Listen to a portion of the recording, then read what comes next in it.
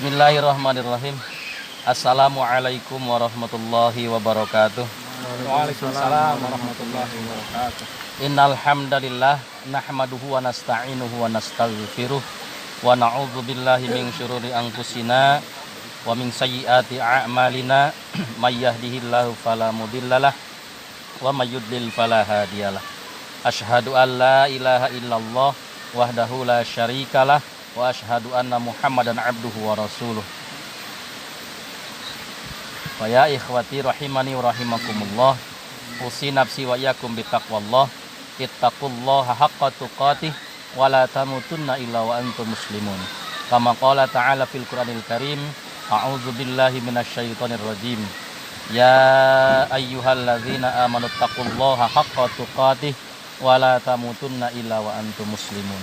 Wa ba'du fa inna asdaqal hadis kitabullah wa khairal hadi hadi Muhammadin sallallahu alaihi wasallam wa syarrul umuri muhdatsatuha wa kullu muhdatsatin bid'ah wa kullu bid'atin dhalalah wa kullu dhalalatin finnar. Wa fillah rahimani wa rahimakumullah. Alhamdulillah, pada siang yang sangat cerah ini kita dipertemukan oleh Allah dalam suasana yang sangat menakjubkan, di mana kita bisa berkumpul di tempat yang subhanallah kita ta'ajub terhadap kebesaran Allah, yaitu sebuah jembatan yang secara alami terbuat dari akar pohon karet, dan ini semua adalah kehendak Allah Subhanahu wa taala. Kita hanya bisa ta'ajub dan mengucapkan Masya Allah, tabarakallah, subhanallah atas kebesaran Allah Subhanahu wa taala. Iwati fillah rahimani wa rahimakumullah. Dalam kajian ringkas ini, atau istilahnya apalah, boleh dikatakan kulkas, kuliah ringkas atau kultum, kuliah kumaha antum, insyaallah kita akan merefleksi sebulan Ramadan kemarin. Alhamdulillah kita telah melewati madrasatud diniyah, artinya pendidikan agama yang sangat berharga buat kita semua, di mana keluh kesah kita baik secara fisik ataupun batin diuji Allah Subhanahu wa taala melalui ibadah saum. Mudah-mudahan target kita seperti yang ditargetkan Allah Subhanahu wa taala dalam Al-Qur'an, la'allakum tattaqun, supaya kita menjadi insan yang bertakwa. Di mana hanya yang bertakwalah yang dijanjikan Allah Subhanahu wa taala dalam surah Ali Imran ayat 132. A'udzubillahi minasyaitonir rajim. Wasari'u ila magfiratin mir rabbikum wa jannatin 'arduhas samawati wal ardh uiddat lil muttaqin. Di situ ana mau menggarisbawahi bahwa jannah, surga yang luasnya meliputi langit dan seluruh bumi, uiddat lil muttaqin, diperuntukkan oleh Allah untuk orang-orang yang bertakwa. Di mana dalam hal ini yang paling ingin ditekankan oleh ana adalah kriteria orang yang bertakwa dalam ayat berikutnya. Dan yang akan tekankan adalah sikap kita setelah bulan Ramadan. Karena apa? Karena kita semua tidak ada yang tahu ibadah puasa kita, ibadah qiyamul Ramadan kita, dan ibadah lainnya apakah diterima oleh Allah Subhanahu wa taala ataupun tidak. Tak seorang pun yang akan tahu diterima atau tidak. Namun kita bisa lihat dari indikator yang ada setelah Ramadan, di mana pepatah Arab mengatakan bahwa laisal id liman labisal jadid walakinal id liman ta'atuhu tajid. Id itu bukan untuk orang yang pakaiannya baru, tapi id itu adalah untuk orang yang ketaatannya terhadap Allah meningkat atau bertambah. Maka indikator tersebut bisa kita pahami. Walaupun kita tidak tahu ibadah kita diterima selama Ramadan atau tidak oleh Allah Subhanahu wa taala, tapi kita bisa memahami setelah bulan Ramadan. Kalau taat kita kepada Allah meningkat setelah Ramadan, insya Allah itu tak pertanda baik bahwa ibadah kita diterima oleh Subhanahu wa taala. Jadi bulan Syawal ini diartikan oleh para ulama salafus sholihin adalah bulan peningkatan. Peningkatan taat kita kepada Allah Subhanahu wa taala, baik secara jasadi atau secara ruhi. Insya Allah di sini ana sedikit menggarisbawahi kriterianya, diantaranya adalah wal kadhiminal ghaidha. Orang yang bertakwa itu adalah orang yang bisa menahan ghaidh. Ghaidh itu adalah sebuah kebencian. Kalau orang tersinggung hatinya, baik merasa dilecehkan, merasa tidak dihormati, merasa tidak dihargai, dan seterusnya, itu akan ada rasa ketersinggungan dalam hatinya. Nah, orang yang bertakwa itu wal kadhiminal ghaidha, dia akan tahan amarahnya. Kalau kita tidak dihargai orang sakit hati, itu manusiawi. Cuma orang yang bertakwa, selebihnya dari itu dia tahan emosinya.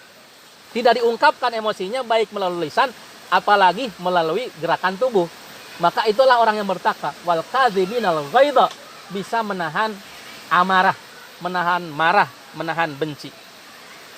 Selanjutnya, setelah benci ditahan, setelah marah ditahan, misalkan orang lain berbuat zalim kepada kita, misalkan orang lain menghina kita, mencerca kita, apalah kata-kata yang lainnya, setelah itu selain daripada wal kadhimul ghaidha dilanjutkan wal afina anin nas. Ini wal afina anin nas, siap memaafkan sebelum orang tersebut meminta maaf kepada kita. Itu yang luar biasa. Memaafkan tanpa orang tersebut yang bersalah kepada kita meminta maaf. Dan dalam arti yang lebih mendalam, wal afina itu adalah menghapus. Jadi tidak ada ghil, tidak ada unak-unak, tidak ada dendam, tidak ada amarah dalam diri kita. Betul-betul bersih, kita tidak membenci siapapun, termasuk orang yang membenci kita. Biarlah itu urusan lain. Orang lain mau benci, orang lain mau menghina, mau mentahdir kita dan seterusnya. Yang jelas kita tidak boleh membenci dan kita tidak boleh mengungkapkan amarah kita baik melalui lisan ataupun melalui gerakan tubuh kita. Wal kadhimul ghaidha, dan selanjutnya wal afina nas, menghapus. Jadi kalau hanya ditahan, amarah itu bisa menjadi dendam. Bisa jadi orang itu tidak marah tapi dendam. Istilah bahasa Sundanya ngageremet gitu. Ngageremet terus hatena teh keuheul lamun bapanggih teh. Salaman tapi hatena keuheul gitu. Beungeut yang hareup ati mungkir, istilahnya seperti itu.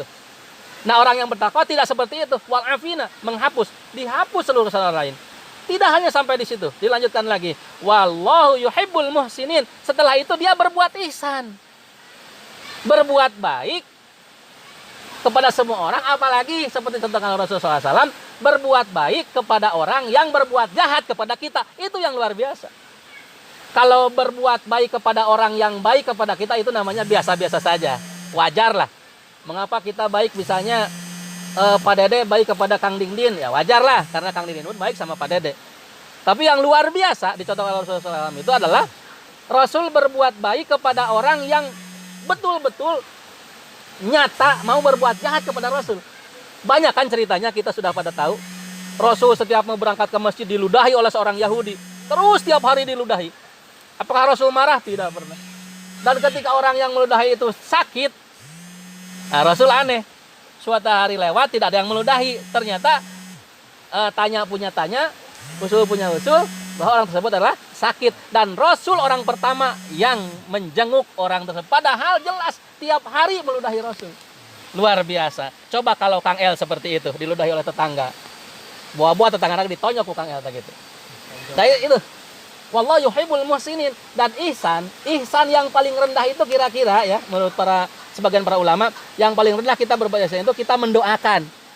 Jadi misalnya Kang Dingdin ya, didolimi oleh orang, misalnya orang berhutang sama Kang Dingdin tidak membayar, doakan. Doakan sing maju usahana gitu.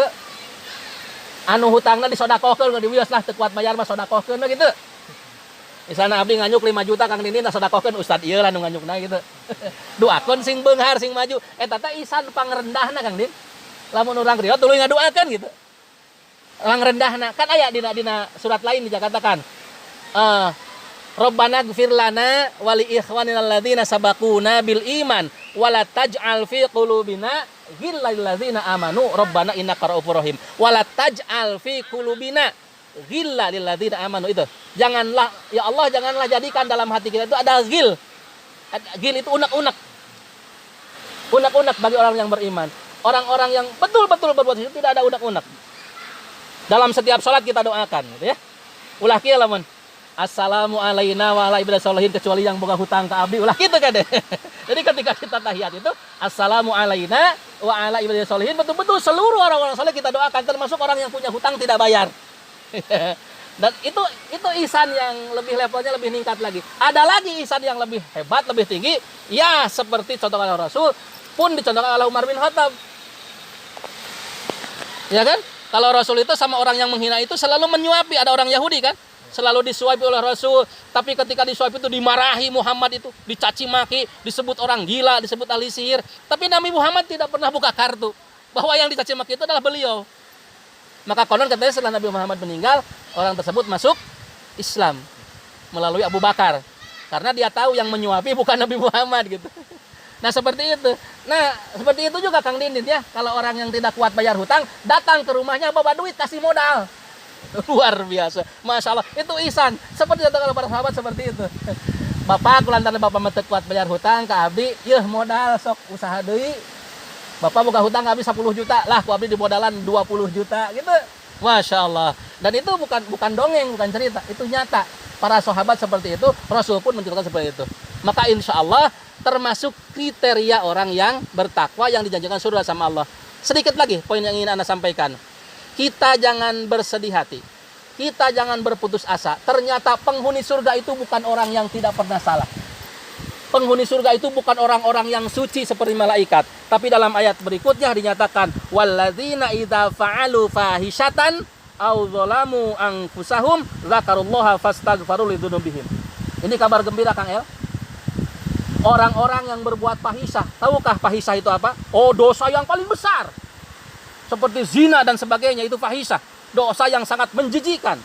Tapi ketika dia ingat kepada Allah dan meminta ampun kepada Allah, maka tetap akan dimasukkan ke surganya Allah. Tapi ingat, kalau kita berbuat dosa, jangan pernah diceritakan kepada siapapun. Apalagi kalau Allah tutupi. Karena apa?